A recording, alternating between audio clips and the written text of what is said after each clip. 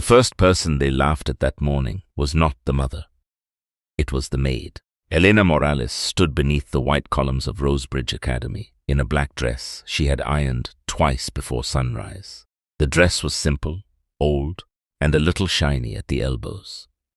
She had pinned her grey hair neatly at the back of her head and carried a cream-colored invitation in both hands, as if holding it too loosely might make someone take it away. Around her, mothers stepped from polished cars in silk suits, pearl earrings, soft perfume, and shoes that had never crossed a kitchen floor. Fathers checked watches. Teachers smiled with the careful stiffness reserved for people who donated large sums of money. The banner over the entrance read, "Women who shaped our hearts." It was the kind of school ceremony built to make parents cry in public and write checks in private. And Elena, who had cleaned the Whitcomb house for 9 years, had been invited by a 12-year-old girl to sit in the front row. The trouble began when a woman in pale blue stopped near the steps, looked Elena up and down, and said just loudly enough for others to hear, "Staff entrance is around the side." Elena lowered her eyes. She was used to side doors. But before she could answer, a small voice came from behind the stone pillar. "She's with me." Clara Whitcomb stepped into the morning light wearing her Navy school uniform, white socks, and the kind of polished shoes Elena had lined up by the mudroom bench almost every night since Clara was 6. Clara's blonde hair was tied with a dark green ribbon. On her wrist was a thin blue ribbon, faded and frayed, tied so tightly it seemed more like a promise than decoration. The parents recognized her at once. Everyone at Rosebridge knew Clara Whitcomb. Her father had paid for the new library wing. Her grandmother sat on the trustees' advisory circle. Her mother, Vivian Whitcomb, was photographed at charity luncheons and garden benefits, always elegant, always distant, always smiling as though someone had taught her the exact angle. The woman in pale blue softened her face too late. "Oh, Clara, I didn't realize." Clara did not smile. "She is my guest," Clara said. "Her name is Mrs. Morales." The correction landed harder than a slap. Elena looked at the child with quiet alarm. She knew what happened in big houses when children corrected adults in public. The adults smiled first. Later, behind closed doors, someone paid. Inside the auditorium, a teacher hurried forward with a clipboard. Her eyes moved from Clara to Elena, and then to the invitation in Elena's hands. "There may have been a little confusion," the teacher said. "This event is for the woman each student selected as the most important woman in her life." Clara's face did not change. "I know." A hush moved through the entrance hall. It did not fall all at once. It traveled from one mother to another, from one raised eyebrow to one tightened mouth, until the whole room seemed to be listening without admitting it. The teacher hesitated. "Your mother's seat is already reserved." "I didn't reserve it," Clara said. Elena's fingers tightened around the invitation. The teacher's expression shifted from professional concern to genuine fear, because this was no ordinary family misunderstanding. This was the Whitcomb family. Their name was on walls, plaques, scholarship folders, and annual reports. Their disagreements were not supposed to happen in public. Then the front doors opened again. Vivian Whitcomb entered wearing a cream dress and a small hat with a narrow brim. She looked exactly as the town expected her to look. Perfect, composed, untouchable. Only Elena noticed the tremor in Vivian's left hand. Only Clara noticed that her mother had come through the main entrance instead of the side courtyard, even though she hated being photographed in doorways. Only Vivian noticed the blue ribbon on Clara's wrist, and for one brief second, her face lost all color.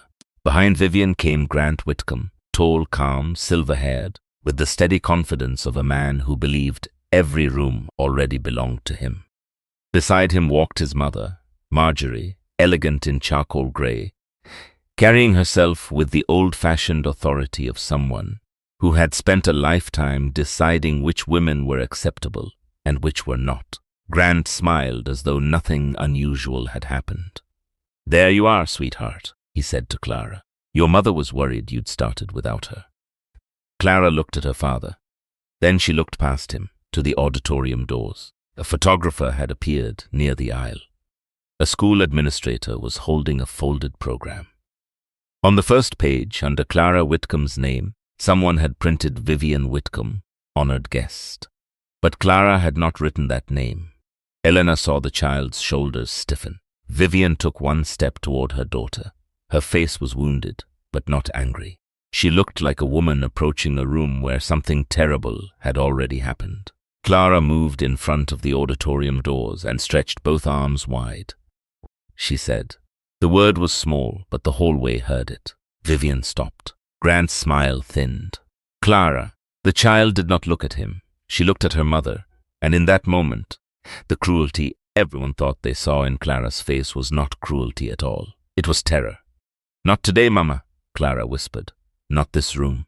The silence that followed was worse than shouting. Parents stared. Teachers froze. Elena felt the old humiliation rise around her, like heat from a stove. In less than 30 seconds, everyone had chosen a story that made sense to them. A neglected rich girl had chosen the maid. A cold mother had been punished by her child. A servant had forgotten her place. A family had cracked in public. But none of them saw what Clara saw. None of them saw the name printed too early on the program. The photographer waiting too close to the aisle. The school counselor standing beside Grant with a sealed envelope. Or Marjorie's gloved hand resting on Vivian's elbow like a warning. And none of them heard Vivian's breath catch when Clara said the one line Elena had heard in the kitchen many times before. Look at the exits. 9 years earlier, Elena Morales had arrived at the Whitcomb house through the service driveway with 2 references, 1 black suitcase, and a pair of shoes wrapped in newspaper, because she could not afford to replace them if they were scratched. The house sat at the end of a private lane, pale stone and dark shutters, with windows so tall they reflected the trees like another world. Elena had worked in large homes before, but the Whitcomb house felt different. It was too quiet. The silence did not feel peaceful. It felt managed. On her first morning, Marjorie Whitcomb explained the household rules. The silver was not to be moved without gloves. The rose room was not to be used except for guests. The nursery wing was to remain organized according to the chart on the inside of the pantry door. Vivian needed rest and was not to be disturbed unless she asked. When Marjorie said the word rest, her mouth made it sound like punishment. Clara was 3 then. She had wide blue eyes, soft curls, and a habit of standing at the top of the stairs without making a sound. She did not run into rooms the way other children did. She waited to be invited. Elena learned the house by its sounds. The hum of the laundry room, the click of Grant's shoes at 7:30 each morning, the bell Marjorie used when she wanted tea, the soft closing of Vivian's bedroom door late at night. The first strange thing Elena noticed was not dramatic. It was toast. Every morning, a tray was sent upstairs to Vivian. Tea, half a grapefruit, 1 slice of toast, and 2 small white pills in a porcelain dish. Every morning, when Elena collected the tray, the tea was cold, the grapefruit untouched, and the toast broken into tiny pieces. At first, Elena thought Vivian had no appetite. Then one morning, she saw the broken toast arranged on the saucer in a pattern. 3 crumbs in a row, then a space, then 2 crumbs, then another space, then 1. It looked childish, but it was not random. It looked like someone counting down. When Elena entered the room, Vivian was seated by the window in a pale robe, one hand resting on a closed journal. She was younger than Elena expected, with a face too tired for her age. "I'm sorry for the crumbs," Vivian said. Her voice was soft but clear. Elena began gathering the tray. She knew better than to ask questions in a house where silence was part of the furniture. Vivian watched her for a moment and then said, "If Clara hides under the breakfast table, do not pull her out right away. Sit nearby. She comes out faster when no one demands it." That was the first time Vivian mentioned her daughter like a mother, not like a woman too fragile to care. Elena looked up. Vivian lowered her eyes quickly, as though she had spoken too much. In the weeks that followed, Elena saw the strange shape of motherhood inside that house. Vivian was not absent, but she was forced to mother around corners. She left Clara's favorite books on the stairs. She stitched initials into handkerchiefs and tucked them beneath pillows. She stood behind curtains during piano practice. She walked the hallway after Clara fell asleep and paused outside the child's door with one hand pressed to the wood. Yet at meals, when Grant or Marjorie was present, Vivian seemed distant. She would speak carefully, smile carefully, touch nothing too quickly, and never argue when Marjorie corrected Clara's posture, her tone, her appetite, her laugh. Elena did not understand until the winter Clara turned 4. Clara had a fever one night. Nothing terrible, just the kind of fever that makes a child whimper for the person she wants most. Elena was in the laundry room folding sheets when she heard a door open upstairs and footsteps moving fast. Vivian reached the nursery before anyone else. She gathered Clara into her arms and rocked her in the chair by the window, whispering so softly Elena could not make out the words. Clara stopped crying almost immediately. Then Grant appeared in the doorway. He did not shout. He did not need to. "Vivian," he said, "you know what the doctor said about episodes." Vivian froze with Clara against her chest. Marjorie arrived behind him, tying a robe at her waist, her face cold with control. "She's feverish," Vivian said. "And you are overwrought," Marjorie replied. "Put the child down." Elena stood in the hallway holding folded sheets and felt, for the first time in that house, the full cruelty of polished words. Nobody accused Vivian of being a bad mother. They accused her of caring too visibly. The next morning, a new note appeared on the nursery chart. In case of nighttime distress, Mrs. Morales should attend first. Mrs. Whitcomb requires uninterrupted rest. Elena stared at that sentence for a long time. It looked like a rule. It was really a cage. Over the years, Clara grew around the cage without fully understanding it. She learned that her mother remembered every small thing. The left shoe that pinched, the bedtime story about the lighthouse, the song Clara liked hummed but never sung. She also learned that her mother withdrew whenever Grant entered the room. At 6, Clara asked Elena why Mama only hugged her in the pantry. Elena had no safe answer, so she said, "Some people love like they are hiding a candle from the wind." Clara carried that sentence for years. Elena became the visible tenderness in the house. She braided Clara's hair, packed her lunch, pressed cold cloths to her forehead, sat beside her during storms, and took the blame when Clara spilled ink on Marjorie's antique desk. She also became the place where Vivian's love could travel without being noticed. A sweater left by Vivian appeared in Elena's basket, and Elena would place it around Clara's shoulders. A note in Vivian's hand appeared inside a folded napkin, and Elena would tuck it into Clara's school bag.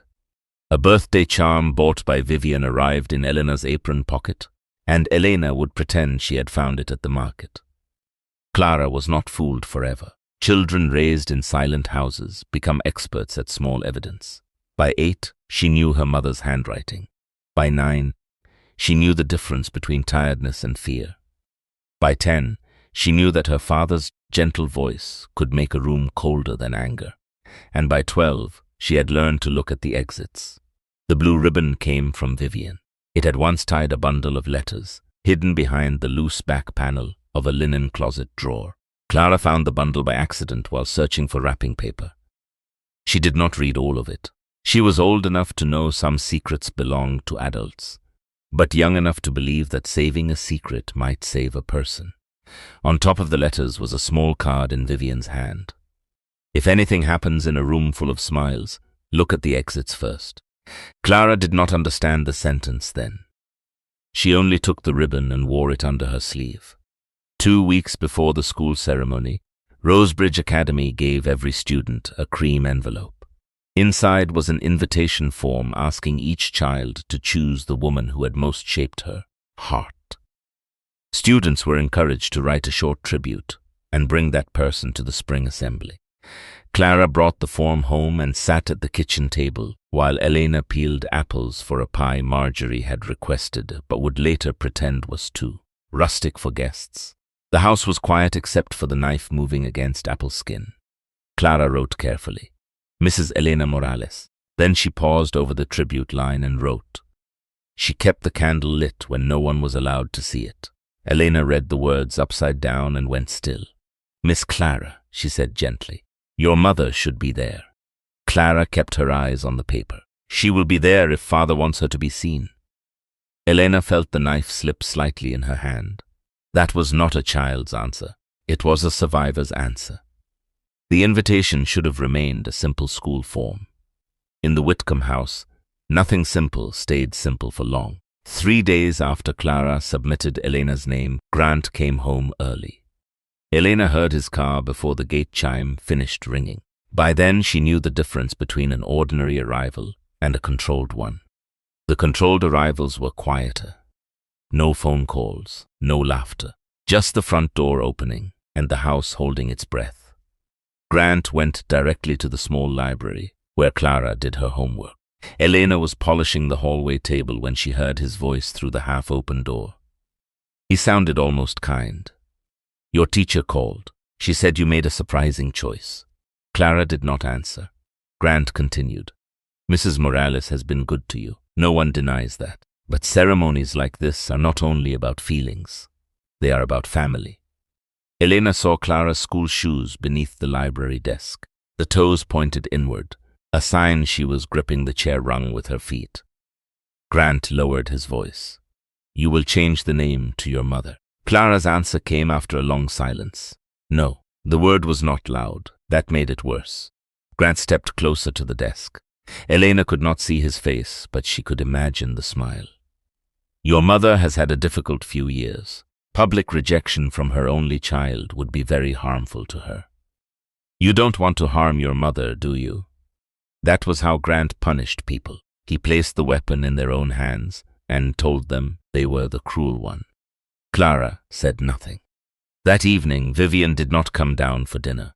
Marjorie told the table Vivian had a headache. Clara looked at the empty chair, then at the small white pills placed beside her mother's untouched soup bowl, and said, She doesn't like those. Grant's fork stopped. Marjorie's eyes sharpened. Elena, standing near the sideboard, felt the air change. Children should not comment on medicine, Marjorie said. Clara picked up her water glass with both hands. Then adults shouldn't leave it where children can count it. No one spoke for the rest of the meal. The next morning, Elena found the cream invitation torn in half inside the kitchen trash. Not crumpled. Torn cleanly, once through Elena's name, and once through the sentence about the candle. Elena knew better than to remove evidence from a family trash can. In houses like that, trash could become accusation. But she also knew Clara, so she slipped the pieces between 2 pages of an old recipe book and returned to work. That afternoon, a replacement invitation arrived by courier from Rosebridge Academy. It named Vivian Whitcomb as Clara's honored guest. The handwriting was not Clara's. The tribute line had been typed. My mother taught me grace, patience, and the importance of family. Elena stared at the sentence in the pantry and felt something inside her harden. It was not only false, it was too polished. Clara found the replacement on the silver tray near the stairs. She read it once, then placed it face down. When Elena came into the hall, Clara asked if lies looked different when they were typed. Elena wanted to tell her not to fight. She wanted to tell her that children should not carry adult wars. She wanted to tell her that one day she would leave that house and breathe normally. Instead, Elena said, they look cleaner. That is why people use them.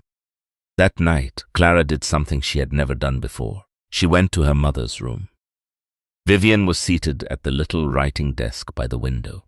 Her journal lay open, but the page was blank. She looked thinner in the lamplight, not physically, but in spirit, like a woman slowly erased by good manners. Clara closed the door behind her. Elena was in the hallway with a basket of laundry. She did not listen at keyholes, but some houses carried words whether one wanted them or not. Clara told her mother about the invitation. She told her about the typed tribute. She told her about the program the school had already begun printing. Vivian did not sound surprised. That was what broke Clara. You knew, the child said. Vivian's voice came softly. I suspected. Why do you let them? There was no answer for a long time. Then Vivian said one sentence Elena never forgot. Because if I fight where they choose the battlefield, I lose you. The next day, Grant invited the headmistress of Rosebridge Academy to tea. Her name was Mrs. Bellamy, a tall woman with careful hair and the tired eyes of someone who had survived wealthy parents for 20 years. She sat in the rose room, balancing a cup she did not drink, while Grant explained that Clara had developed an unhealthy attachment to household staff during Vivian's difficult period. Marjorie added that children of Clara's class sometimes confused affection with dependency. Elena stood near the door, invisible in the ways servants are invisible when powerful people discuss them. Then Grant said something that made Elena's hands go cold. "We hope the school counselor will support a gentle family correction at the ceremony. Vivian is prepared to make a public statement of gratitude to Clara and acknowledge the strain her condition has placed on the household. It will be healing." Healing. Elena had heard cruel things hidden inside beautiful words, but that one was among the worst. Mrs. Bellamy shifted in her chair. "Is Mrs. Whitcomb comfortable with that?" Marjorie smiled. "Vivian often resists what is best for her at first." Grant placed a sealed envelope on the tea table. Inside, he explained, were updated family care recommendations, a private residence, a period of rest, a temporary adjustment to guardianship routines. Nothing permanent, of course. Nothing unpleasant. Only structure. Elena understood then that the school ceremony was not about Clara honoring her mother. It was a stage. Vivian would be brought into a room full of parents, teachers, and donors. Clara's original choice would be framed as a symptom of family damage. Vivian would be pressured to accept blame in public. If she refused, she would look unstable. If she cried, she would look unstable. If Clara defended her, the child would look manipulated. Every path led to the same locked door. That evening, Elena found Clara sitting in the pantry with the blue ribbon wrapped around her wrist. The child had heard enough. Not all of it. Enough. "They're going to make Mama say she left me," Clara whispered. Elena sat beside her on the floor. The pantry smelled of flour, apples, and old wood. Somewhere upstairs, a phone rang and stopped.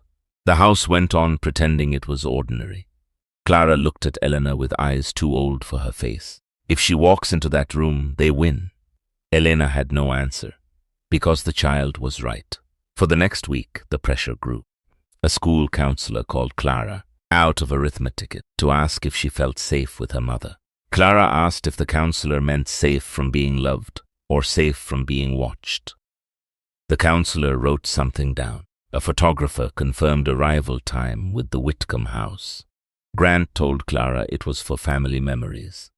Marjorie instructed the driver to place Vivian's cream dress in the car early because wrinkled fabric would suggest distress. Vivian began sleeping less. Elena saw candlelight under her door at 2 in the morning. Once, while collecting linens, Elena found a page torn from Vivian's journal in the wastebasket. It had only one sentence on it. "I cannot tell my daughter the truth without making her carry it." Elena kept that too. She did not know yet whether saving paper was courage or foolishness. She only knew that destroyed things sometimes mattered later.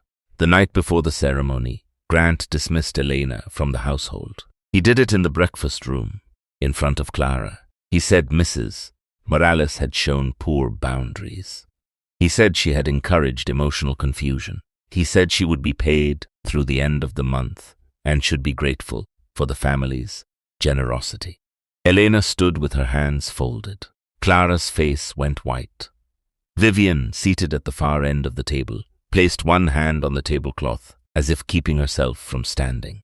Grant turned to Clara. "This is what happens when people forget the difference between affection and position." Elena had endured many insults in her life. She had been called girl when she was 50, invisible when she was exhausted, lucky when she was underpaid, family when someone wanted sacrifice, help when someone wanted distance. But that morning hurt because Clara heard it. Clara pushed back her chair. For one bright second, Elena thought the child might scream.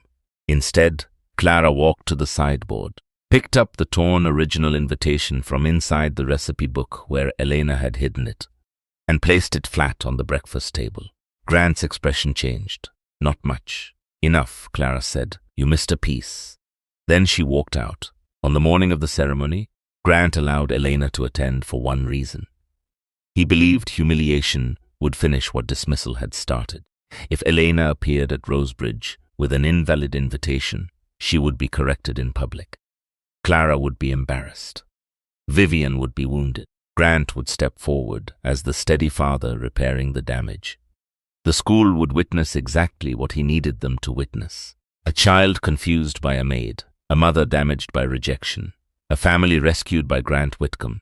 Elena understood some of that as she dressed before dawn in the small apartment above her cousin's garage where she had spent the night. She had packed only one suitcase after leaving the Whitcomb house. Inside were practical things: 2 uniforms, her worn Bible, a photograph of her late husband, and the papers she had saved without knowing whether anyone would ever believe them. The torn invitation, the typed replacement, the discarded journal page. The courier slip showing the replacement had been requested from Grant's office. A copy of the school program draft that had accidentally been left in the kitchen, with Vivian's tribute already printed, and one small card Clara had drawn when she was 7, showing 3 stick figures by a yellow square that was supposed to be a window. Mama, Elena, me. Porch light on. Elena placed the papers in a brown envelope and slid it into her handbag. Then she put on the black dresser. At Rosebridge Academy, the humiliation began exactly as Grant intended. A security volunteer questioned the invitation. A parent assumed she was staff. Another laughed when Elena said she was an honored guest. The laugh was brief, but it traveled. The kind of laugh people use when they want cruelty to seem accidental. Elena nearly turned away. Then Clara appeared. "She's with me," the child said. For a few minutes, Elena believed courage might be enough. Then Vivian arrived, and Clara blocked the auditorium doors. Everything became worse. Grant moved first, as Elena knew he would. He placed a hand on Clara's shoulder for the benefit of the watching parents. "She's overwhelmed," he said, not to Clara, but to the room. "This is exactly the confusion we've been trying to address." The phrase was ready. So was the counselor. So was the envelope. Mrs. Bellamy stepped forward, pale with discomfort. "Perhaps we should all move somewhere private." Marjorie gave a small laugh. Private matters became public when a household employee accepted an invitation meant for a mother. That was the moment Elena saw Vivian flinch, not for herself, for Elena. Even after years of being diminished, Vivian's first instinct was to hurt for the person standing lower than she did. Clara kept her arms across the doors. "No one goes in yet," she said. Grant's voice sharpened. "Enough." The word made several parents look away. They did not want to witness discipline. They wanted the clean ending, the father guiding the child, the family restored, the awkward maid removed. But Clara did not move. Instead, she reached into the pocket of her uniform and pulled out a folded paper. Her hand shook as she gave it to Mrs. Bellamy. "It has my real writing on it," she said. Mrs. Bellamy unfolded the torn original invitation, taped down the center with careful strips, the kind children use when repairing something adults have broken. She read Elena's name. Then she read the tribute. She kept her face still, but her eyes moved. Grant said, "That form was withdrawn." "No," Clara said. "It was torn." A murmur passed through the hallway. Marjorie stepped in. Her voice was cold enough to calm the room by force. "This is childish theatrics. Mrs. Morales, you have already done enough damage. Leave now with whatever dignity you can still claim."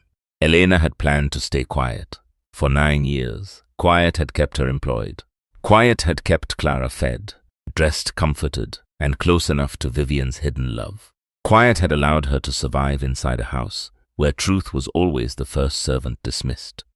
But there comes a moment when silence stops protecting the innocent and begins serving the guilty. Elena opened her handbag. Grant saw the brown envelope and his composure tightened. "Elena," he said, using her first name for the first time that morning. "Be careful." It was not advice. It was a threat wearing polished shoes. Elena handed the envelope to Mrs. Bellamy. "These are not mine," she said. "They belong to the truth." Mrs. Bellamy did not want the envelope. Everyone could see that. Truth in a public hallway is a terrible burden. Once opened, it makes witnesses responsible. But Clara looked at her headmistress with an expression no adult in that hallway could easily dismiss. So Mrs. Bellamy opened it. The first proof was the courier slip. The replacement invitation had not come from Clara. It had been requested by Grant Whitcomb's office assistant, with instructions to list Vivian Whitcomb as the honored guest and to prepare a revised program. Grant dismissed it immediately. A logistical correction, he said. A child made an impulsive choice. I corrected it as her parent. The denial sounded reasonable. It almost worked. Then Mrs. Bellamy unfolded the program draft. It listed Vivian's name, a tribute Clara had not written, and a special closing segment titled A Mother's Healing Statement. The hallway grew still. Vivian looked at the page and closed her eyes. Clara lowered her arms slightly, not because she was giving up, but because the first lock had opened. Grant's voice remained steady. My wife agreed to speak. Vivian did not answer. That silence looked like guilt to some. To Clara, it looked like fear. The second proof came from an unexpected place. Mrs. Bellamy turned to Vivian. Did you agree to this statement? Vivian opened her eyes. Grant's hand moved toward her elbow. Clara saw it and stepped between them. Don't touch her. The words cracked through the hall. Parents who had tolerated humiliation suddenly understood they were watching something more dangerous than family embarrassment. Vivian looked down at her daughter, at the blue ribbon on her wrist, and something in her face changed. It was not bravery all at once. Bravery rarely arrives that cleanly. It was recognition, the terrible recognition that her child had been carrying the map of her prison. Vivian reached into her purse. Marjorie said, Vivian, don't make yourself worse. Vivian's hand trembled, but she removed a small leather journal. Elena had seen it for years on the writing desk by the window. Vivian held it out to Mrs. Bellamy. I wrote the first version of that statement, Vivian said. Grant exhaled, almost relieved. Then Vivian continued. I wrote it because Grant told me if I didn't, Clara's attachment to Elena would be documented as evidence that I had abandoned my child emotionally. He told me the school would support a therapeutic separation. He told me I could either confess to being an inadequate mother in a room full of people, or I could become the reason my daughter was sent away. The room did not gasp. It did something worse. It believed her slowly. Grant smiled with pity. You hear this? This is exactly the pattern. Fear, distortion, paranoia. Vivian needs help. For a moment, the old machinery began to turn again. His calm voice, her shaking hand, his polished concern, her visible distress. The world had been trained to trust the person who looked composed. Then Clara spoke. She knew my lunch password. It sounded absurd. Several adults blinked. Clara continued, crying now but still standing straight. When I was 7, I stopped eating sandwiches because the cafeteria smelled like boiled eggs and it made me sick. No one knew except Elena. But every Thursday after that, my sandwich was wrapped separate from the apple, and there was mint in the napkin. Elena didn't do it. Mama did. She always knew. She was never gone. The statement was small, domestic, almost foolish, compared with legal envelopes and school programs. But it pierced the room, because it was the kind of love no public relations office could invent. Elena then added what she had never been allowed to say. Mrs. Whitcomb left notes for years, in laundry, books, napkins, coat pockets. I passed them along because if she gave them herself, someone called it an episode. Marjorie's face hardened. A servant's imagination. Elena turned to her. For 9 years, she had lowered her eyes to that woman. Not now. You kept a chart on the pantry door of every time your daughter-in-law entered the nursery without permission. The old woman went very still. Grant turned sharply toward his mother. That was the contradiction no one had expected. Grant had prepared for Vivian's emotions and Elena's class position. He had not prepared for Marjorie's old habit of writing everything down. Mrs. Bellamy looked at Marjorie. Is that true? Marjorie did not answer fast enough. And in rooms full of people who understand reputation, a delayed denial is sometimes louder than confession. The final proof came from Clara. She removed a small tablet from her backpack. It was old, with a cracked corner and a faded sticker from a children's reading program. Elena recognized it instantly. It had once sat on the kitchen counter for recipes and music, until Grant replaced it with a newer one and told staff to throw the old one away. Clara had taken it. Children in silent houses save strange things. For months, she had used it to record piano practice, school speeches, and the ordinary sounds of the kitchen when adults forgot devices could listen.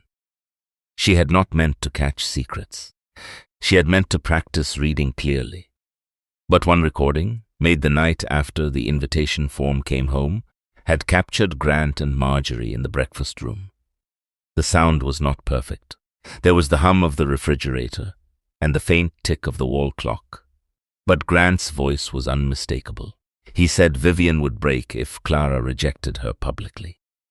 Marjorie said a broken woman was easier to guide. Grant said the school ceremony would create witnesses. Marjorie said the trust committee respected visible evidence. Then Grant said the sentence that ended him. Once Vivian signs the care transition, Clara's guardianship and the foundation vote come through me. No one moved. The hallway seemed to shrink around the sound. Grant reached for the tablet, but Mrs. Bellamy stepped back. Vivian covered her mouth with one hand. Clara looked at her mother, and the years between them seemed to collapse into one terrible understanding. Child had not refused her mother because she wanted to shame her. She had refused because the room itself had been built as a weapon. Grant tried one more time. He looked at the parents, the teachers, the donors, and the staff. He tried to return to the world where his voice created reality. "This is a private family matter," he said. For the first time, Vivian answered without shaking. "No. You made it public." The ceremony did not continue as planned. The auditorium remained full of empty chairs, untouched programs, and flowers arranged for a version of the morning that no longer existed. The parents who had been so eager to whisper now stood in the hallway, pretending they had always been concerned. The photographer quietly lowered his camera. The school counselor removed herself from Grant's side, as though distance could erase participation. Mrs. Bellamy asked Grant and Marjorie to leave the campus while the school contacted its legal counsel and child welfare advisor. She did not raise her voice. She did not need to. The authority in her tone came from finally choosing which side of the truth she was willing to stand on. Grant looked at Vivian as if she had betrayed him. That was perhaps the most revealing thing of all. After everything he had done, he still believed her silence belonged to him. Marjorie walked out first. Her face remained proud, but her steps were uneven. At the door, she paused near Elena. For one moment, Elena thought the older woman might say something human. Instead, Marjorie looked at the black dress and said, "You enjoyed this." Elena answered softly, "No, Mum. That is the difference between us." Marjorie left without another word. Grant followed, but Clara did not watch him go. She had spent enough of her childhood watching doors close behind adults who controlled the air she breathed. She turned to her mother. The hallway was still full of people. Too many people. Too many eyes. Vivian looked fragile, exposed, and newly alive in a way that frightened even herself. Clara stepped forward. For years, Vivian had hugged her daughter in pantries, hallways, shadowed corners, and stolen seconds. She had hidden her love so carefully that the world mistook hiding for absence. Now Clara wrapped both arms around her mother in the middle of Rosebridge Academy. Vivian froze for half a heartbeat. Then she held her child. No one clapped. That would have been too easy, too theatrical, too small for what had happened. Instead, the room became quiet in the way a room becomes quiet when people realize they have judged the wrong person and cannot return the judgment unused. Elena stood a few feet away, holding her handbag in both hands. Clara reached for her without letting go of Vivian. It made an awkward, uneven circle. Mother, daughter, maid. Not a perfect family. Not a replacement. Not a clean moral picture. Something more honest. 3 women who had survived the same house from different rooms. The days that followed did not fix everything quickly. That mattered. Vivian did not suddenly become fearless. Clara did not suddenly become a carefree child. Elena did not suddenly become rich, praised, and safe. Real dignity is not a prize handed out after one dramatic morning. It is rebuilt in ordinary hours. Grant's access to the family foundation was suspended during an internal review. The trust committee, suddenly eager to protect itself, opened records Grant had kept too polished for too long. The private care residence withdrew its pending admission packet when Vivian's attorney requested all communications related to the arrangement. Rosebridge Academy began its own review of how a family's wealth had nearly turned a school ceremony into a public trap. Marjorie retreated to a smaller house on the north edge of the estate and told anyone who would listen that modern children had become ungrateful. Fewer people listened than before. Vivian left the Whitcomb house 3 weeks later. She did not leave with everything. She did not want everything. She took her journals, Clara's childhood drawings, her father's old desk clock, 2 suitcases of clothes, and a box of kitchen things Elena insisted belonged to her, because Vivian had used them more often than anyone admitted. The new house was not grand. It was a white clapboard place on a quiet street, with a porch that needed paint and a back garden full of weeds. The first evening there, Clara ran from room to room, because no one told her which rooms were for guests. Vivian stood in the kitchen holding a mug of tea and cried because the refrigerator made an ordinary humming sound, and no one in the house used it as evidence. Elena did not move in. That was Clara's first disappointment, and Vivian's first act of real motherhood. Elena came 3 afternoons a week at first, not as a maid, but as herself. Vivian paid her properly to help sort the chaos of a new life. And then, after a few months, Elena used part of the settlement money she received for wrongful dismissal to open a small home care service for women leaving difficult households. She named it Porchlight Care. Clara designed the little card, a yellow square window, 3 figures outside, light on. 1 year after the Rosebridge ceremony, the school held the same event again. This time, Clara did not choose one woman. She asked permission to speak about 3 kinds of love. The love that gives birth, the love that protects in secret, the love that stands at the door when the room is dangerous. Mrs. Bellamy approved the speech without sending it to any donor first. Vivian sat in the front row. She wore a simple blue dress and no hat. Her hands still trembled sometimes, but she no longer hid them under gloves. Elena sat beside her in a soft grey suit Clara had helped choose. She looked uncomfortable with attention, but not ashamed. When Clara walked to the microphone, she touched the blue ribbon on her wrist. The ribbon was older now, thinner, almost ready to come apart. Vivian had offered to replace it many times, but Clara refused. Some things did not need to be beautiful to be sacred. Clara looked out at the room. There were parents who remembered the scandal, teachers who remembered the hallway, mothers who had laughed at Elena and now avoided her eyes, fathers who suddenly found the program interesting, children who only knew Clara as the girl who had once stopped an entire ceremony by blocking a door. Clara did not punish them. She did something harder. She told the truth without becoming cruel. She said her mother had loved her when no one allowed that love to look normal. She said Elena had carried that love without stealing it. She said sometimes a child knows when an adult is not absent, only trapped. She said the most important woman in a child's life is not always the one standing closest in the photograph. Then she paused. Vivian leaned forward. Elena held her breath. Clara looked at the auditorium doors, the same doors she had blocked 1 year earlier. I used to think love meant coming into the room, she said. Now I know sometimes love means keeping someone out until the room is safe. That was when Vivian cried openly. Not the controlled tears of a woman being watched. Not the silent tears hidden behind a bedroom door. Real tears. Messy, relieved, human tears. Elena reached over and took her hand. This time, no one mistook it for overstepping. After the ceremony, Clara walked outside with her mother and Elena into the clean afternoon light.